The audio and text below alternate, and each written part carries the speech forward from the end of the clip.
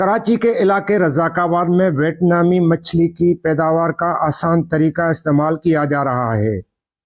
Biofloc के जरिए 1000 गज की छोटी सी जगह में हजारों मछलियों की अफजाइश की जा रही है, जिसके जरिए महदूद मुद्दत में मछली मार्केट में फरोख्त करके बेशुमार मुनाफा बख्श कारोबार किया जा रहा है।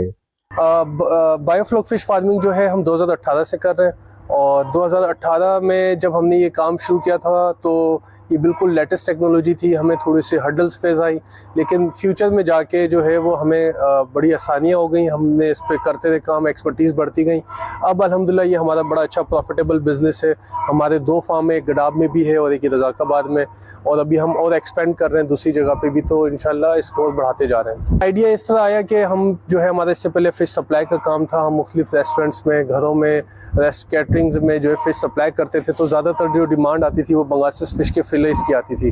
तो उसकी डिमांड जब हमने देखा कि वो इंपोर्ट कहाँ से होते हैं, तो पता चला वियतनाम से आते हैं। तो वियतनाम में जो है इसकी बायोफ्लॉक के ज़रिए फार्मिंग होती थी उस टाइम पे, तो हमने भी उस टेक्नोलॉजी को अडॉप्ट किया अपने पास और उस पर हम एक्सपेरिमेंट करते रहे, और अब जो है अल्हम्दुलिल्लाह हम इस पर बड़ा अच्छा बिजनेस कर रहे हैं। गैर कांटों वाली पेंगासिस मछली खाने में लजीज और आसान है, जिसे अक्सर लोग शौक से खाते हैं, तो इसकी मांग ज्यादा होती है।